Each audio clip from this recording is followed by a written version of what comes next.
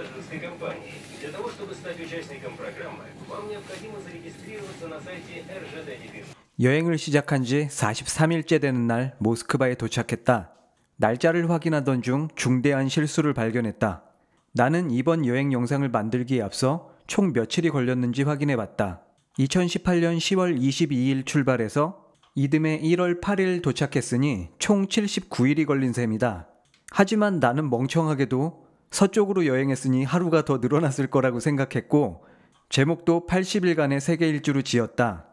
그동안 그런 줄 알고만 있었는데 오늘 영상을 만들며 잘 계산해보니 내가 틀렸다. 나는 총 79일 동안 여행을 했다. 정확히는 78일 동안 여행했는데 서쪽으로 여행했기 때문에 하루가 추가되어 총 79일이 걸린 셈이다. 이 사태를 어떻게 수습해야 될지 모르겠다. 출입문이에요. 그냥 여기로 나가는 겁니다. 드디어 모스크바에 도착했다. 가장 먼저 눈에 띈 건 KFC 간판이었다. 역에서 내리자마자 주변에 궁전 같은 것들이 되게 많이 보여요. 이른 새벽이라 어두웠고 열심히 눈을 치우고 있었지만 길이 모두 진창이었다. 눈이 휘둥그레집니다.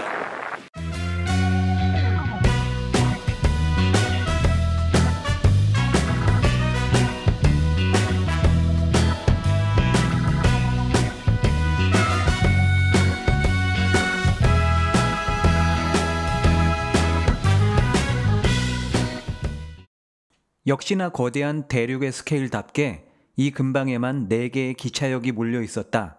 방금 전 내가 도착한 역이 모스크바에서 블라디보스토크까지 연결된 야로슬라브스키 역이다. 그리고 바로 옆에 있는 역이 상트페테르부르크에 갈 수 있는 레닌그라드스키 역이다. 나머지 2개의 역은 어디에 가는 역인지 잘 모르겠다. 그리고 맞은편에 궁전 같은 게 있는데 그것이 바로 힐튼 호텔이다. 뭔가 아저씨들이 되게 많은데요. 아저씨들이 계속 와서 택시 아저씨도 막.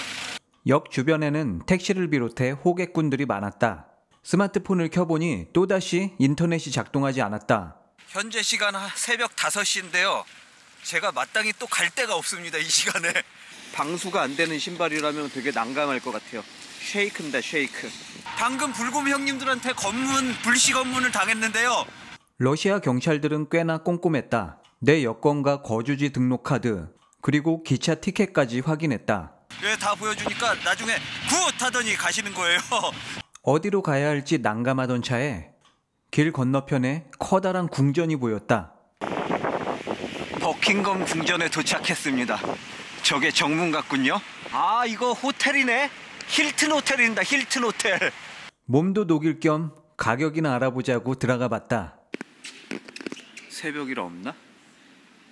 딱 봐도 고급스러운 게 되게 비싸 보였다. 3,700 루블인데 지금 체크인 하려면 추가로 돈을 더 내야 된다고 그럽니다. 비싸다 역시. 나중에 알게 된 사실이지만 3,500 루블이면 굉장히 저렴한 가격이었다. 모스크바에 오게 될 줄이야. 야. 어린 시절 소련은 미국과 맞서는 나쁜 나라로만 인식되었다. 그런 나라에 갈 수 있을 거라곤 상상도 못했었다. 바닥에 염화칼슘을 엄청 뿌려놨습니다.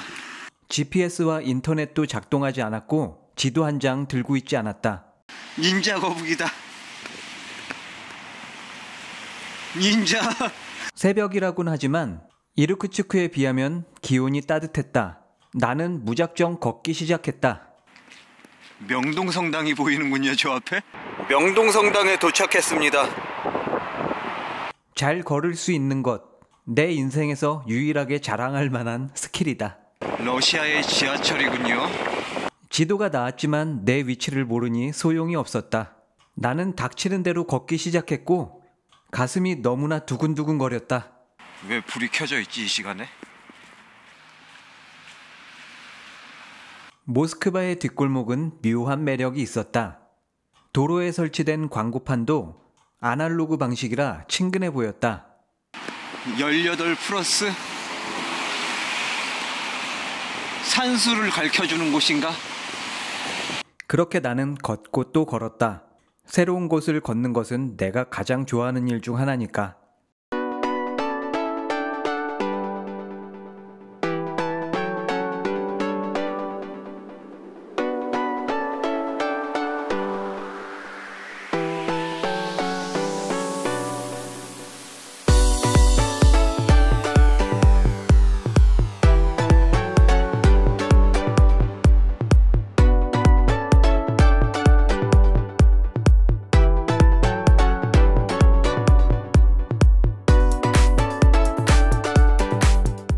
모스크바 온 지 한 2시간쯤 지난 것 같은데요. 그냥 이렇게 걸어만 다녀도 행복합니다.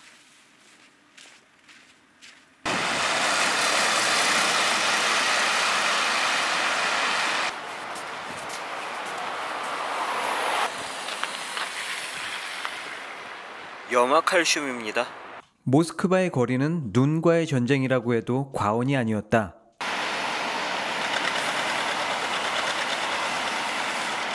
하루 24시간 제설 작업을 하고 있었지만 하염없이 내리는 눈을 막을 순 없었고 자동차는 번호판이 보이지 않을 지경이었다. 이게 뭔지 모르겠습니다. 창문인가? 창문은 아닌데? 문인가 이게? 창문이다. 반지하방이구나. 반지하방. 왠지 이걸 보니 반지하방에서 살던 그때가 기억이 나는군요.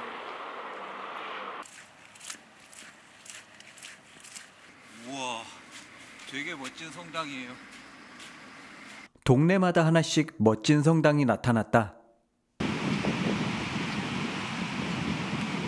이쪽 찾기를 건너려면은 이런 곳으로 내려가야 되나 봐요.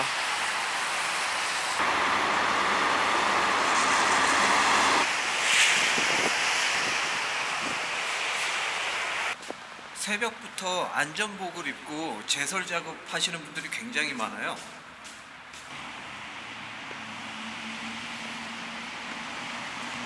대략 2시간쯤 걷다 보니 슬슬 지치기 시작했다. 역시나 만만한 건 햄버거집이었다. 건너편에 맥도날드가 있습니다. 맥도날드로 가야 될 것 같아요. 이른 아침인지라 문을 연 곳이 잘 없었다. 이쪽으로 사람들이 계속 들어갔거든요. 이게 뭐 하는 건물인지 제가 한번 구경을 가보죠. 빨간색 M이라고 써져 있는 건물이 모스크바의 지하철역이다. 들어가면 곧바로 보안 검색대가 나온다.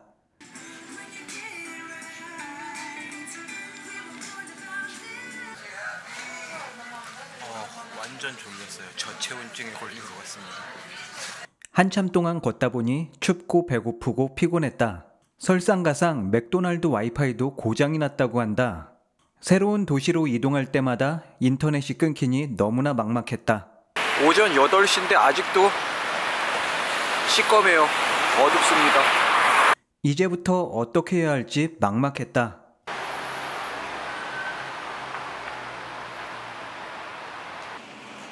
호텔인가? 아닌가? 이제는 모스크바의 진흙거리도 슬슬 지겨워지기 시작했다. 마침내 발견한 것 같습니다. 딱 나에게 어울리는 허름한 숙소를 발견했다. 5시간 정도 걷다 보니 신발도 다 젖었고 가방도 너무나 무거웠다. 웬만하면 이곳에 짐을 풀고 싶었다. 저렴한 줄 알고 들어왔거든요. 근데 하룻밤 숙박비가 1,700루블이래요. 여태까지 묵었던 숙소에 비하면 2배나 비싼 금액이었다. 나는 조금 더 싼 곳을 알아보기로 했다. 헐? 별이 5개짜리 호텔인데? 마마이슨 호텔입니다. 무려 13,000루블입니다. 이게 호텔이라고 써져 있는 것 같아요. Hello, is this a hotel? hotel, okay. 방이 없답니다. 왠지 여기도 비쌀 것 같은데. 또 다른 호텔을 찾았습니다. 6,000루블입니다. 6,000루블. 2,000루블은 다 넘는군. 호텔 찾아 산말리에요. 여기도 별이 3개나 있는데 6,000루블입니다. 6,000루블. 슬슬 피로가 몰려오며 짜증이 나기 시작했다. 호텔 앱으로 미리 예약했을 땐 몰랐는데 이렇게 발품을 팔며 돌아다니다 보니 왠지 호텔에서 나를 거부한다는 느낌이랄까? 비단 러시아뿐만 아니라 내가 여행한 모든 나라에서 비슷한 경험을 했다. 개인적으론 계획이 없는 즉흥 여행을 좋아하지만 숙소 정도는 미리 예약을 해야 한다는 걸 깨달았다.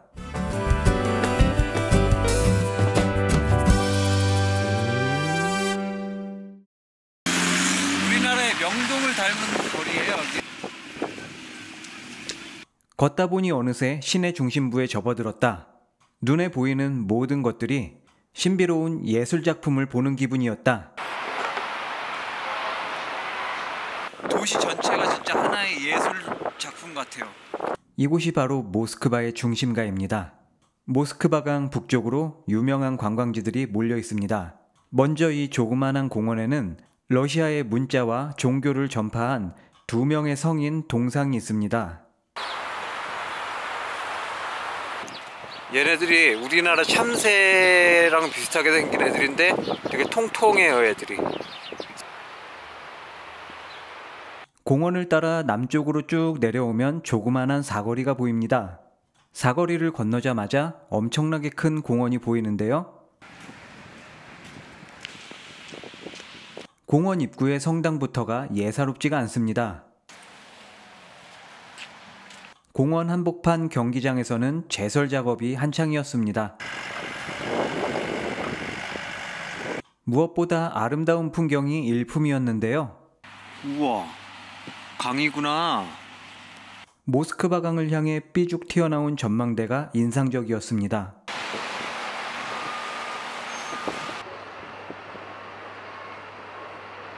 엄청난 연기가 뿜어져 나오고 있습니다. 전망대에서 동쪽을 바라보면 코텔니체스카야 제방 빌딩이 보입니다. 스탈린 시대의 대표적인 건축물로 건설 당시에는 유럽 최고층의 빌딩이었다고 합니다. 공원 서쪽에는 성 바실리 대성당이 있습니다. 드디어 찾았습니다. 테트리스 궁전. 양파 모양의 지붕으로 유명한 이 성당은 세계에서 가장 유명한 건물 중 하나입니다. 바실리 성당을 시작으로 붉은 광장이 시작되는데요. 온통 붉은색으로 치장된 이곳은 모스크바 관광의 중심지입니다. 뿐만 아니라 이곳에서부터 모스크바의 모든 도로가 뻗어져 나간다고 합니다. 붉은 광장 우측으로 군 백화점이 보이는데요. 러시아의 국영 백화점으로 시작된 이곳은 화려한 인테리어와 값비싼 명품 샵이 즐비했습니다. 여기까지 도착하니 체력은 바닥이었고 모든 전자제품의 배터리가 방전되었습니다. 엎친 데 덮친 격으로 3인조 사기꾼을 만나 돈까지 털리고 말았습니다. 숙소에 도착했는데 이 근방에서 가장 저렴한 숙소이긴 하지만 하룻밤에 2,500루블이에요. 고작 몇천 원 아끼려고 발품을 팔다 사기꾼들에게 탈탈 털리고 말았다. 나는 모스크바에 있는 동안 이 숙소에서 머무르기로 했다. 소매치기를 당하고 나서 나한테 접근하는 사람들이 두려워지기 시작했습니다. 저런 가방을 메고 다니거든요. 그게 일본에 가면은 저런 네모난 가방을 메고 다니면서 자전거를 타고 서류 같은 거 배달하시는 분들이 있거든요. 저분들도 똑같아요. 근데 저분들은 음식서부터 뭐 이것저것 모든 걸 다 배달하시는 분입니다. 다행히 멀지 않은 곳에 MTC가 있어서 유심칩을 구매할 수 있었다. 심카드를 샀으니 다음 순서로 밥을 좀 먹어보도록 하겠습니다. 어제 제가 방 안에 틀어박혀서 아무것도 못 먹고 쫄쫄 굶었어요. 봐봐요. 1,100루블이에요. 모스크바 물가가 상상을 초월합니다. 자, 모스크바에서는 이렇게 한 끼 먹으면 600루블입니다. 향신료 향이 되게 짙어요. 러시아 음식들이 향신료가 좀 많이 들어가더라고요.